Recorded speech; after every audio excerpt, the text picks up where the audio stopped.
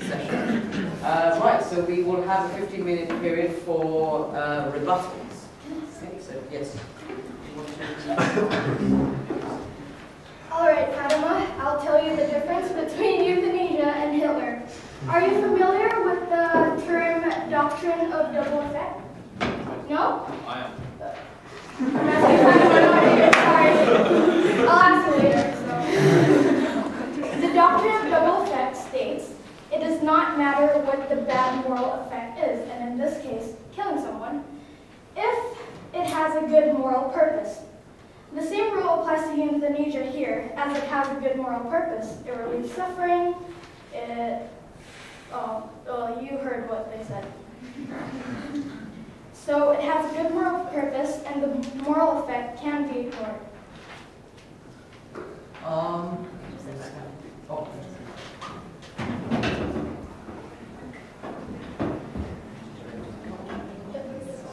So, Clarissa. Yeah. How can we justify euthanasia as moral when according to statistics, 2/3 of those who wanted euthanasia said they did it out of fear? Aren't we to relieve fear instead of killing someone? Aren't we to relieve the negative feeling of fear? The fact that you're afraid of dying, the fact that you're afraid of being left alone in the world, don't you have to do that? No, it is simply not fear. It is simply suffering. The person Why do is. you think that we're afraid to the jazz? The person One at a time. One at a time. The person is simply incurably ill. Don't you get it? They're incurable. They're terminally ill. And proper treatment? What proper treatment? The patient. Doctors act by the patient's best interest. And by killing them, No, just one at a time, please. Just stay there. And find another doctor. Euthanasia is performed towards the incurably ill. Right, does that answer your Please question? explain how it's possible to find another doctor, Felix. Palliative care. Can we just take one question from this side, please? If you have questions, Felix. Proper palliative care is given to deadly ill people, especially then, because otherwise they would be, they had no other choice than to choose euthanasia. But if you give them a caring and loving environment instead of just killing them off, you do not have to kill them off. It's the opposite. If you give them euthanasia, then you're not giving them a good palliative care. The doctor and even everyone else has simply failed them. Okay. Yes. One question. We believe here that doctors are here to give to the patient the best option which is possible. When we are talking on incurable people, why should we have the right to choose if they're going to keep living? When they're suffering, they ask to die. So you say that if we give euthanasia, it means that we have failed? It means that the doctor has failed? No, when a person is incurable, as you can say, as you said it, there are no other choice. So if the patient wants to live, then he will. But if he dies, who are you to say to him that he cannot? Is that a question just to anyone from the other side? No, Yes? it was just a response to what he said. Just a response. Do you want to answer that? Yeah. What you're assuming there is that the patient or the person that's receiving the euthanasia has given their consent. Nowhere in that statement does it say that you can read it right there. There's no place where that says that the consent is given. Active euthanasia is simply the deliberate doing of something to kill someone, as opposed to That was passive the euthanasia. Yes, that is the definition that we agreed on. Yes. But you're saying that the person, if they want to live, they can. No, that includes involuntary euthanasia, where you perform euthanasia despite the patient or whoever it is saying, I do not want to be killed, or they do not express anything. So, by that logic, you're taking away their right to live, which you argue is something that they should have. The right to live and the right to die is essentially the same thing. So, you're basically saying we can go out and commit murder, because this definition includes involuntary euthanasia. Yeah, but it includes also voluntary euthanasia. Where is it said that that's not included? We never said it doesn't include. Well, she said that I'm forgetting involuntary. Yeah, you but I was are. also talking about voluntary. And here it Okay, can we just ask the question? Just a few words to voluntary euthanasia. I heard earlier that it is to preserve or to increase quality of life of the patient. Is that correct? It is to increase the quality of life of the patient, you said, euthanasia, voluntary. I'm saying it is here to give the best option possible. I heard the word quality of life earlier, and I want to quote a nurse that I found online, the word, there is no quality of life when the patient is dead. Okay, right. Any more questions? I am so sorry if you have misunderstood about the consent part, but what you don't understand, even involuntary euthanasia is act upon the patient's best interest. Well, who are you to decide what is in the patient's best interest? If you're saying, I can kill you because I feel like it's in your best interest. So if a murderer thinks that what he's doing, if a serial killer thinks that killing people is relieving them of living and it's in a greater cause and it's in their best interest, that should justify it? This is not your call though, nor is it mine. It's a person's family. This is a... No, not always. It could be the doctors, it could be anyone. Even that, it is for the best interest. Who decides that? If I want to live and I express the need or the want to live, who are you to kill me? But you and are, justify but it you by are saying familiar looking for our that best it is the interest? terminally ill, aren't you? It is a person who has brain dead, a person who can't talk, a person who can't breathe, a person who can't passive. see. That's passive euthanasia. You're arguing about. No. It's not passive. No. Yes, it is. It's not brain dead. You just Give take me them location off. to You stop take there. them off of life support. The definition, please. Right, just for a second. What? The definition of passive euthanasia. Passive euthanasia is a second. We have to Can we just stop for a minute? read out the definition. Yes, if you could just read the definition just for a minute, yes. In active euthanasia, a person directly and deliberately causes the patient's death. In passive euthanasia, they don't directly take the person's life, they just allow them to die. That's not me making that up, that's like... And we're not arguing that passive is wrong, we're arguing that active is wrong. That if you kill someone, it is wrong. Including involuntary, non-voluntary, and voluntary. Can I ask another question? Okay, just 1 second. Yes, go. I want to ask you about animals. All of us have pets, do we? Yeah. We do. Some, Yes. some. Lots of people love them, but we have an euthanasia on animals, do we? Is that right? Is it euthanasia right. animals? If they harm people, in some cases. No, it is. Not only, if they're old enough, you can kill an animal. But lots of people vote for equivalence between people and animals. So what's the difference between us and them? Are you Is comparing? that the question? Okay, Ricky, if you just answer that question. I think you guys have misinterpreted numerous times during your discussion that legality is the same as morality. So, though it is legal to actually euthanize animals, it doesn't mean that we accept that it's correct. In the same way, if a person is allowed, it is legal for someone to divorce a marriage, does it mean that we think it's morally right? Even though it's legal. Even though it's legal. Yeah. Thank you. Any other questions? To Omar about A this. question to Omar, yes, okay. You said that less than a third asked for euthanasia because of pain and suffering, right? Is that Yes. what you said? So we believe here that law must take consideration of every single person.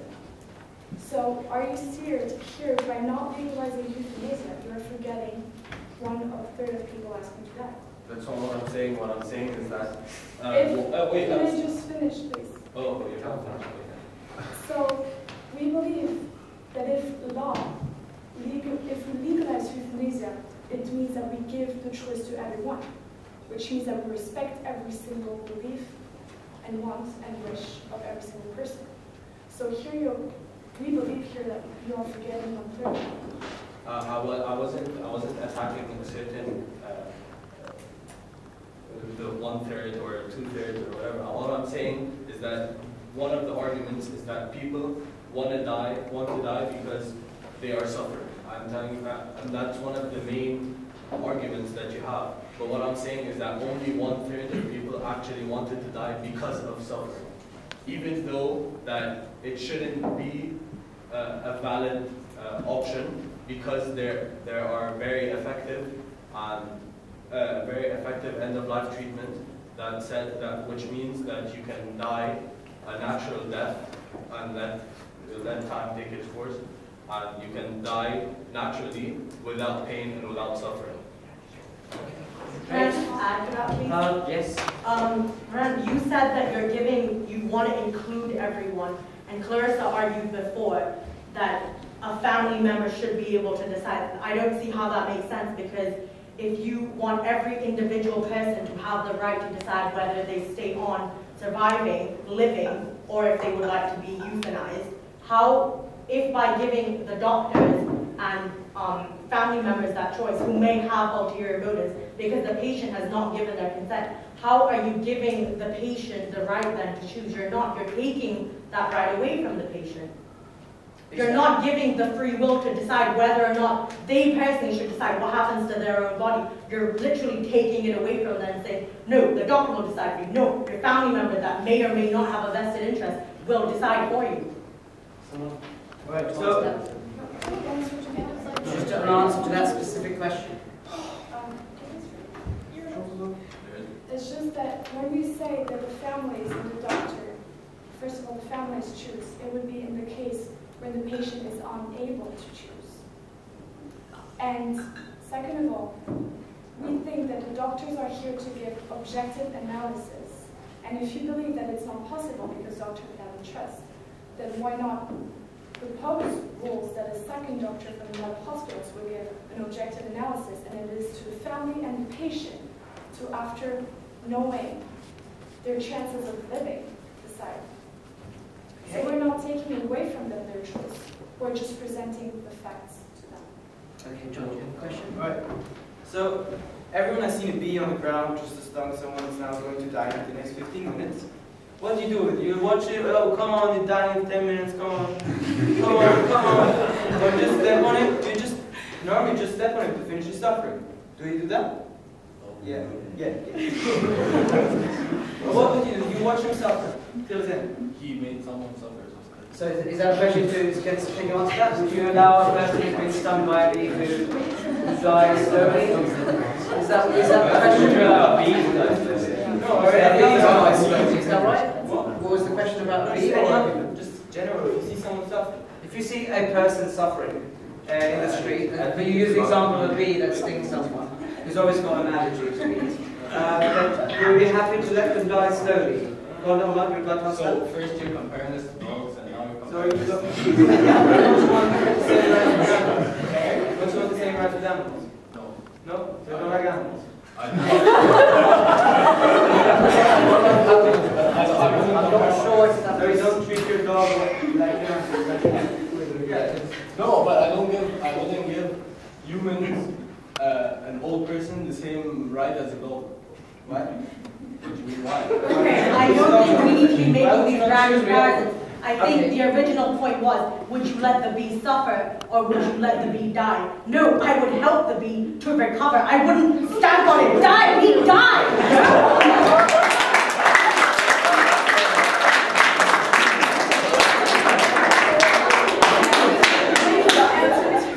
Okay, just 1 second, Phoenix.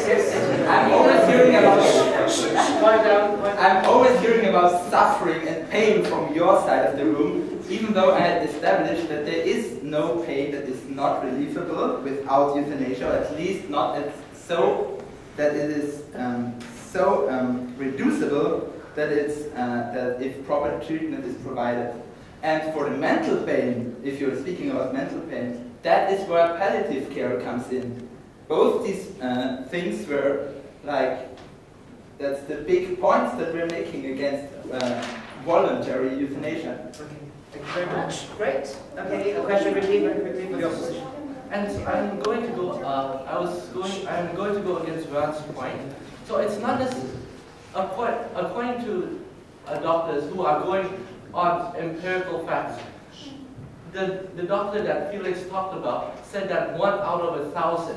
Think about that. Isn't that That is a big difference from if the person did not have palliative care. So what made the difference? It was because the people were cared for and therefore did not want to do euthanasia. Okay, good. Right. Any more final questions? Because I think our session is almost, in fact it is over, maybe a chance for one more question. For rebuttals? Yeah? Oh, is that fine? Right, go ahead. Please, just one last question. Yeah. You kept saying that everyone should have the right to choose whether they die or they live. Is that right? But involuntary, as we talked about before, it takes away that right, as she said before, and you didn't answer that. It takes away their right. It takes away their right because I could. Involuntary basically means I could be telling you, please no, please don't kill me, and you still kill me. Oh my. Because you think it's in my best Okay, interest. so can we just, yes, please. You're saying that actually by legalizing euthanasia, when it's involuntary, you're taking away the rights of the patient to die. Yeah. Well, by not legalizing it, you're taking away his choice and his rights. Isn't he dying anyway? You can make it a less sufferable and a more dignified death, but you don't have to kill him. Well, do you prefer suicide? If he cannot die with euthanasia, which is called dignified, die with dignity, do you prefer him to go in another country to find a less professional way of killing himself because he knows that he won't have professional help? That's what's going to happen if euthanasia is not legalized. Euthanasia is not legalized in most countries in the world, and this doesn't happen. They will, if you are too sick to get out of bed and that's why you want to kill yourself, you wouldn't be able to get out of bed, go to a bridge, and then jump off. I think that's it. I think we need to know that's not the final one. Okay, fine. Thank you. Right, okay, that is the end of the rebuttal session. I will now ask members of the audience to think of very good questions, okay, to ask. Again, you've got the teams in front of you. Yes, the lady in front of you. It seems like your definitions of euthanasia are different. For active euthanasia, is it only allowed when the person is terminally ill, or is it allowed, can anyone just come in and ask for euthanasia? So who wants to answer that? So is that a question to both teams? Yes, it just... Can someone from each team answer that, please? One person. May I read the definition here again? Can you repeat the question that you... Yes, can you just repeat the question? I was basically just asking them to define euthanasia, because they seem to be only saying it's when the person is terminally ill, and they seem to be saying it's just anyone can go in. And So can we just get a clarification on the definition? Are you defining it differently? I think the teams have both agreed on. Yes. Go ahead. In active euthanasia, a person directly and deliberately causes the patient's death. And are both teams in agreement with that definition? To end suffering. Yes. so that's just anyone who decides they want to die can. Anyone So who you- decides that they So want... you don't have to be terminally ill. Exactly. No, you could be anywhere in the world and someone could say, I think he's suffering, I think I'm going to relieve him of this pain. That is active euthanasia. Because active euthanasia includes voluntary, involuntary, and non-voluntary. So which is, voluntary is when you say, please kill me.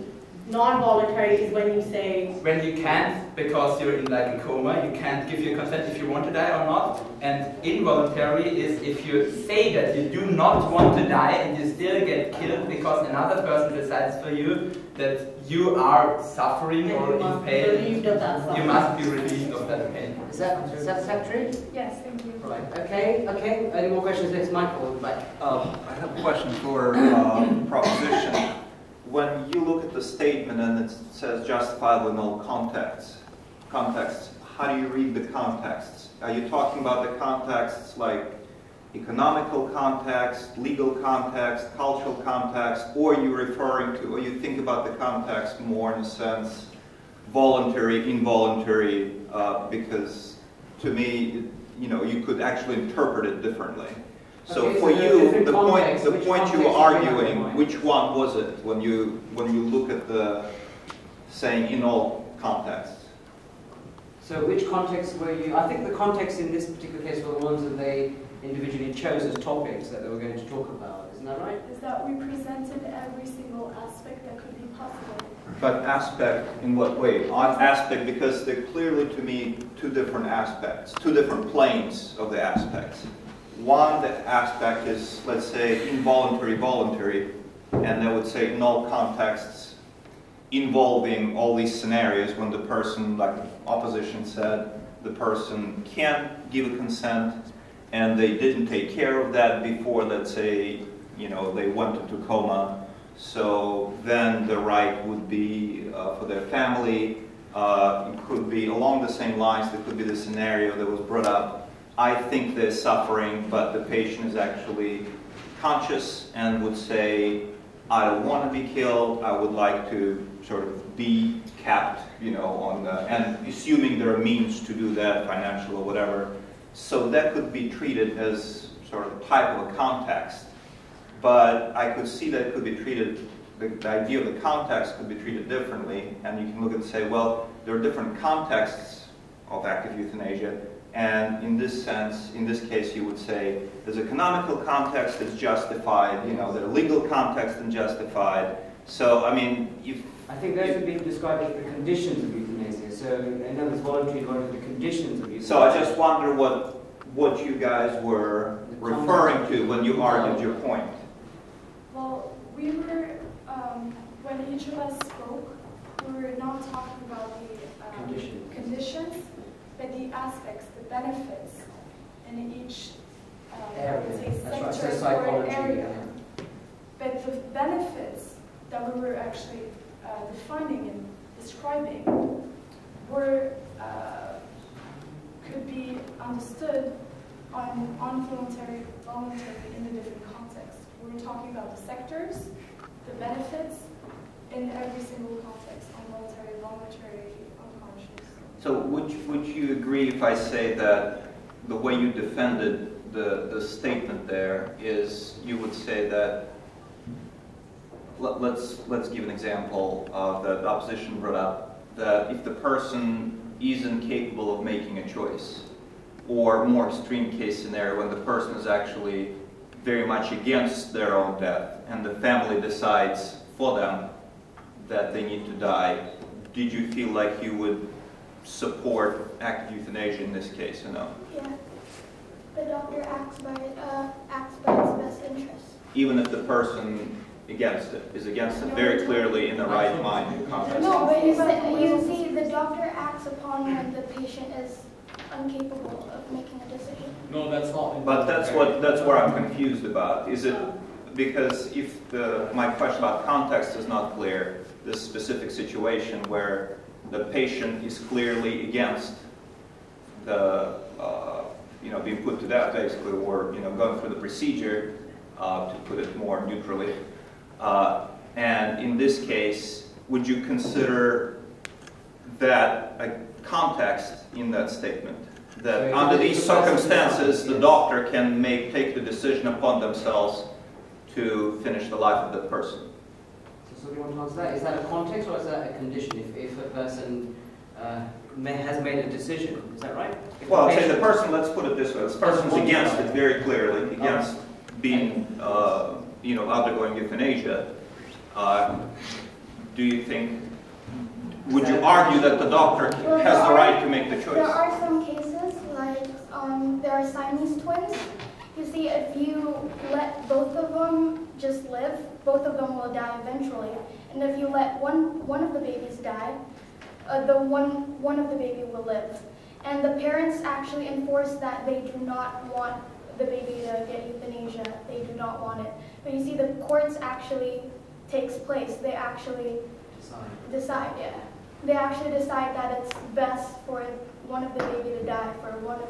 Well, but the baby cannot make the choice for themselves. The parents, in this case, the parents. Yeah, the parents did. But I'm talking about the case where the person can make a choice for themselves. That's a very specific question. So very briefly answer that, yes.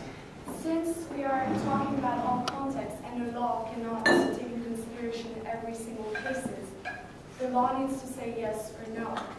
And since we think that there are most cases the patient will have the choice, we are obliged to say that it's going to be all cases. But you would admit there would be cases where they can't make a choice. Because the law needs to say yes or no. Here, the question that both team agreed on is in all contexts. So if we agreed by legalizing it, we're obliged to take into consideration every single context. We cannot have any exceptions for the law. So yes, in all contexts. But maybe I'm too thick, you know, because the idea of all context is escaping me. I'm not sure if I formulate the question right. If that's the way I understand it is that the conditions, voluntarily, what are the conditions of euthanasia? The context would be the areas that they've identified. So psychology, morality, religion would be the contexts. Okay. Which those specific conditions. So context and conditions are two different things in the argument. Yes. Okay, thank you. Okay, right. Okay, yes, Mohammed over there, yes. Please stand. You said that the doctor and the family knows the best interest for the patient. What about Hitler? He thought that the best interest for his country, for Germany, was to kill everyone. What's the difference? Okay, who's this to? This is to the proposition, yes. I have said it's a doctrine of double effect. Hitler does not have a good moral purpose, and so the consequences are bad. Well, how do you know if he has a good or not?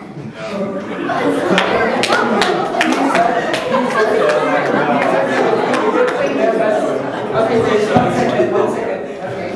so somebody will just clarify that? No. It's a silly question, okay. I believe it does not have anything to do with the subject. It's not related, she thinks to the subject. I believe Hitler was not murder. Here we're talking about individuals who have a choice about people caring. I don't see how such a historical error, yes, error mistake, should actually be considered here. Or in this particular, case. Okay, all right, okay, good. Yes, over here, yes. I believe that to kill someone is bad because you lose one idea. And this example can be used with Stephen Hawking, who was diagnosed with a motor neuron disease and was given a life expectancy of 2 years, and he was offered euthanasia. But he didn't do it. And what happened? He became one of the best theoretical physics in the world. Therefore, killing people doesn't, it's just, you destroy it. Okay, so let's quickly stand up and answer that one. Stephen Hawking's famous. Yeah, but he has decided that he doesn't want to do it. Some cases you don't decide. So we're actually... Yeah, he decided... If you justify it, if you legalize this, that means that even sometimes you want to live, and what if the doctor would have said to Stephen, no, you can't live anymore? We need to slow down for a minute, just for a second. We need to take some more questions. Yep. Over at the back, yes. I think the opposition is being a little bit too liberal with their definition. Better come back to I think the opposition is being a little bit too liberal with your definition of context. To actually just raise the context of society there, the way in which Professor Hawking would have benefited society through science, not the reasons as to his own personal reasons for euthanizing. Does that make a distinction there? make it clearer. Yeah. I've lost the thread myself. Yes. I'll just try to regain it. Yes, so the context that Tadashi was speaking in was the benefit to society that we would have had if Stephen Hawking had stood around. Have you got it now? Yes. So in other words, you're saying that Stephen Hawking should have had the right to decide, which he did. And we now have Stephen Hawking, yes, as a professor. And what is the question then? It sparked from something over here, because in the same way that he could have decided to live, but then decided not to become a physicist, he's maintained the same right to personal expression and choice, regardless of whether it's by euthanizing or just picking a career. No, neither do I. Come back to me. Come back to me. Thank you. Just one more question. Yes, go. Yeah, but the thing was, he was diagnosed and he was given a life expectancy of 2 years, and at the moment, no one knew that he's going to live longer. Therefore, he was offered because doctors didn't know. So it was like one of the rare cases that he actually lived on. Okay, and so what is that? Is that are you sort of in favour then? Of what proposition? proposition? Are you against? I'm against it And because... you're against the proposition, the second, because you believe that they would have terminated Stephen Hawking's life earlier. Yeah, because it was a rare case where he actually did live on, because normal expectancy was 2 years. Okay, so you would have terminated one of our most famous scientists. What we keep answering is that here the patient chose, right? He chose to live, yes. and he did. Yeah, but So we promote euthanasia in all cases. In the cases when the client chooses to live, then why would we force him? Whereas here they're saying if he wants to die, then he cannot. Can I answer that? No, 1 minute, please. Okay,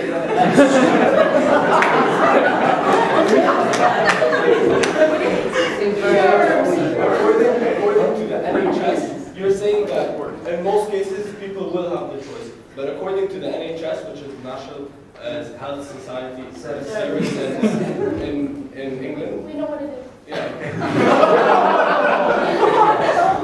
Voluntary euthanasia is the start of something called the slippery slope, and that will lead to involuntary euthanasia and the killing of people who are thought to be undesirable or have no good or bad impact. Basically, have no impact on today's society. Okay, thank you very much for that. Yes, we needed a couple more questions. Yes? Yes. So this is for the opposition. This is for the opposition. Yeah. So you're opposing the statement that active euthanasia is justifiable in all contexts. Are you saying that it's not justifiable in all contexts, but in some of them it is, or it's not justifiable at all? So is it justifiable in absolutely every single context, or is it are there any exceptions? Ricky. How this debate works is that this is the motion, that this House believes that active euthanasia is justified in all contexts. The proposition tries to support every single part of this sentence. Our job is to go against this sentence so that at least one part of the sentence is wrong. So we're not necessarily going against all types of euthanasia. We're going against the statement that all types of euthanasia is justified. Yeah. So does that mean there are some contexts in which you believe it is justified? That is each of us all have our own opinions, but we are collectively against the fact that active euthanasia is justified in all contexts. Okay. Ricky, so are we though. So But we are talking about the proper euthanasia, the one that involves procedures, the proper euthanasia. Okay, let's just stop that. But that doesn't even That's not the sentence you're defending there. Okay, just 1 second. Just stop. Just set this down a minute. Okay, some more questions. Yes.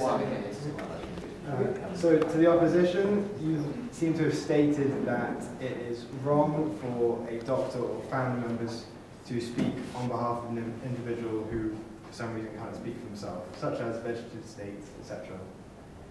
But to put forth a personal hypothesis, like I would reject medical treatment involving blood, and as such, if I were in an accident that rendered me temporarily unconscious or comatose, I would want my family to be able to speak for me to say that I wasn't going to take a blood transfusion or any other sort of treatment. And is similarly a medical treatment, so would you still say that it's wrong for them to? I can tell you that. The following is the definition of active euthanasia. In active euthanasia, a person directly and deliberately causes the patient's death. In comparison, in passive euthanasia, they don't directly take the patient's life, they just allow them to die. That means that they don't take treatment in any, for example, they prevent treatment from happening, or they are stopping treatment. That is passive euthanasia. We are not saying that passive euthanasia is wrong. We are opposing active euthanasia in all cases. That would mean your case would fall under passive euthanasia.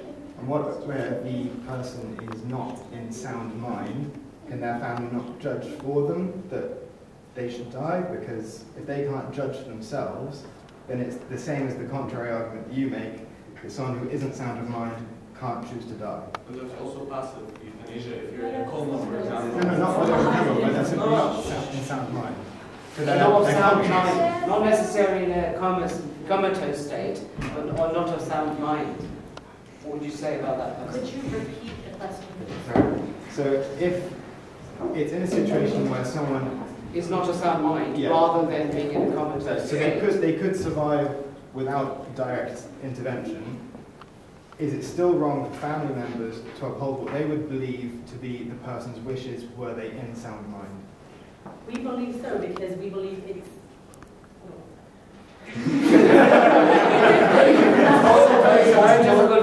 It's not always the case that the family has the person's best interest in hand. For example, sometimes the person could be thinking about inheritance. I'm not saying that like all families are like this, but in some cases it is the case, and I feel like it's better for the person to live and then decide and like you apply the treatment so that they could live and be normal again, and they could express how they feel rather than give all their power to the and voice to the Okay, family. we've only got time for a couple more very brief questions. Anna, if you could just answer one. I'm just wondering if you have any statistics about countries who are actually who have active euthanasia legalized. What the statistics are for involuntary active euthanasia, whether that applies at all. Yes. Do you have some Do you have questions? any statistics? Do you have any statistics, anyone, on involuntary? To prove yes, in any countries where euthanasia is legal.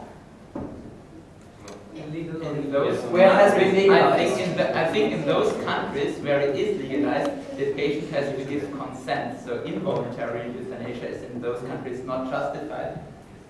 But it is not allowed in countries to do involuntary euthanasia. There is no country in the world that allows involuntary euthanasia, which is essentially suicide murder. The only countries